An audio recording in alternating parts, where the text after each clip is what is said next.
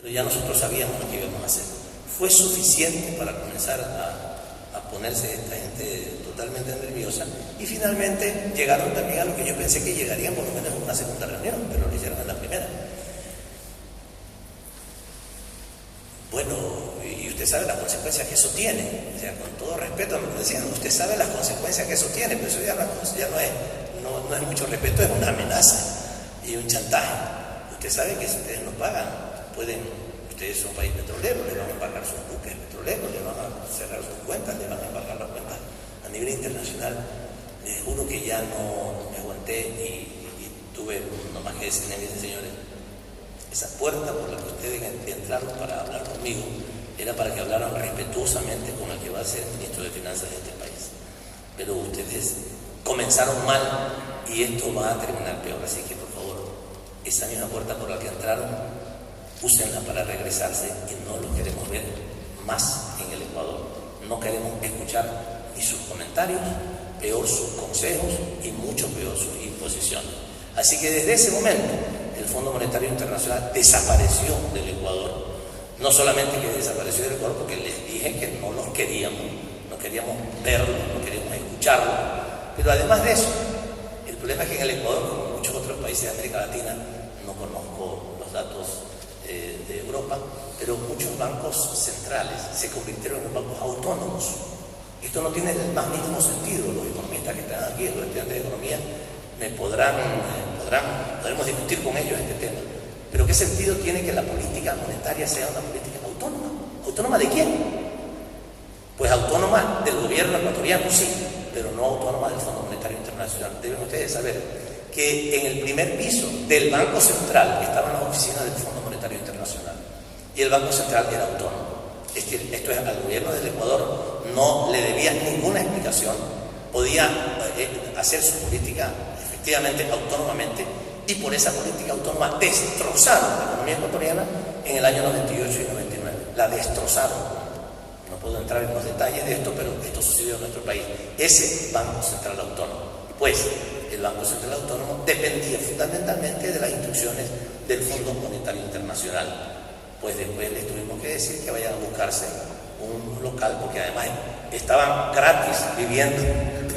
Ellos que pedían que todo tenía que pagarse, que no debía haber subsidios para nada, pues a ellos lo estaban subsidiando. Tuvieron que ir a buscar, no sé en dónde habrán encontrado un lugar para desarrollar sus actividades, pero en el Ecuador ellos jamás fueron vueltos a huir. Antes de nuestro gobierno, el representante del Fondo Monetario Internacional era, digamos, más o menos parecido al embajador de los Estados Unidos. Dictaba cátedra. Cada vez que hablaba, los medios estaban a su servicio, y en primera plana teníamos que escuchar los consejos y las órdenes del Fondo Monetario Internacional. Desde aquella época hasta ahora, yo no sé si los ecuatorianos que están aquí me podrán desmentir, no han vuelto a decir una palabra en el Ecuador, porque fueron advertidos de que no queríamos escuchar sus planteamientos.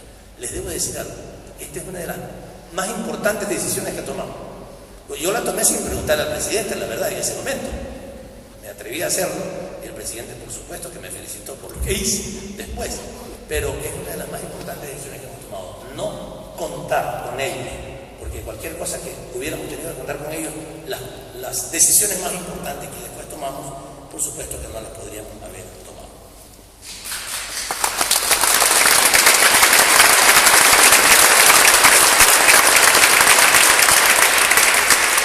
La auditoría integral de la deuda externa que realizamos entre el año 2007 y 2008, esto también quiero decirles, y tiene que ver con, tiene una fundamental causa de los cambios que se han producido en el Ecuador. En mayo del 2007, el presidente Correa tomó la decisión, después de que habíamos analizado detenidamente el tema, de crear una comisión de auditoría de la deuda externa. Tenía otro nombre, pero esto es en resumidas cuentas lo que sucede. Una comisión de auditoría, no solamente de la deuda externa, de la deuda pública. Debo decirles que hasta donde yo conozco no existe otro país en el mundo que haya hecho eso. se han hecho comisiones de auditoría, pero de la sociedad civil. Ningún país ha hecho una auditoría de su deuda pública, entre otras cosas por el temor al sistema financiero internacional. Nosotros decidimos desde el principio del gobierno dejar los temores afuera del recinto gubernamental y comenzar a hacer las cosas que teníamos que hacer, no las cosas que podrían provocar reacciones de otros. Así que decidimos hacer una comisión. Sabíamos el riesgo que corríamos. Desde que se decidió hacer la comisión, las presiones internacionales fueron enormes, porque la pregunta era, ¿qué va a pasar cuando termine el informe? Y el informe diga que hay una parte de la deuda que es ilegítima y vamos a dejar de pagar esa deuda. Por eso es que los países, los gobiernos en general, le tienen mucho temor a hacer una comisión de auditoría por el riesgo del resultado final. Y el resultado final, las consecuencias que puede tener, la gente tiene temor a quedarse fuera del sistema financiero internacional y creer que sin ese sistema financiero internacional se muere. Nosotros hemos comprobado que no nos morimos sin el sistema financiero internacional. Hay muchísimas aristas en el sistema financiero internacional y hay que saber escoger las que son más útiles para nuestros países. La que no era útil para nuestros países era la de los bonos de emisión de la deuda de nuestro país, que lo único que nos hacían era perjuicios y no ningún tipo de beneficio. Pues esta comisión de auditoría que yo presidí durante más de un año confirmó algunas de las injusticias que ya alertaban los movimientos sociales en donde muchos de nosotros habíamos estado. Los indicios de ilegalidad e ilegitimidad encontrados en la auditoría sirvieron al gobierno para emprender un proceso de recompra, de renegociación de la deuda externa entre el 30 y el 35% de su valor nominal. Esto evitó a nuestro país $3.000 millones que para el Ecuador, para la economía ecuatoriana era muy importante. $3.000 millones fueron recomprados con apenas $950 millones.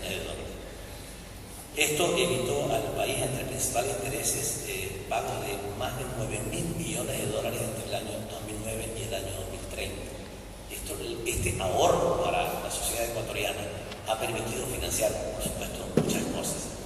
Y resulta que justamente ese tramo de la deuda, que se llama la deuda comercial, que es la deuda con la banca privada internacional, era la más costosa. Imagínense ustedes que era en el año 2008, cuando anunciamos el informe públicamente, el informe de la Comisión de Auditoría, la tasa de interés que íbamos a tener que pagar hasta el año 2030 de uno de esos bonos era del 12% anual, el 12% anual. La tasa de interés LIBOR, la tasa de interés Prime, estaba por el 2%, por el 1%, por el 3%, por ahí andaba, y nosotros estábamos pagando una tasa de interés del 12%. Pues pulverizamos esa deuda. Ustedes no imaginan lo extraño que fue para nosotros haber logrado ese resultado. El resultado ha sido una disminución significativa del presupuesto destinado al servicio de la deuda pública, del 24% que dedicaba el presupuesto general del Estado en el 2006 al 4% posteriormente. Actualmente nuestra deuda pública, perdonen las comparaciones, pero es del 23% del Producto Interno Bruto de nuestro país, en comparación con una de las más bajas en América Latina y comparado con otras regiones, no quiero ni decir. ¿Qué hemos hecho con la deuda pública? En lo principal hemos disminuido el componente de la deuda pública externa y hemos incrementado proporcionalmente el componente de la deuda pública interna. O sea, hemos disminuido cada vez más la externa y hemos aumentado el componente de la interna, pero al mismo tiempo el porcentaje global ha disminuido. Cuando nosotros llegamos al gobierno, la deuda pública global era del 33-34% del Producto Interno Bruto y ahora es del 23%. Pero ¿qué importancia tiene esto? Es fundamental, porque es preferible un mayor componente de la deuda pública nacional, porque para comenzar la tasa de interés que se paga, ha sido menor que la que estábamos pagando. Segundo, ese interés se paga y se queda en el país, se invierte en el país. Pero esto, para comenzar, ayuda a que no se afecte tanto a la balanza de pago.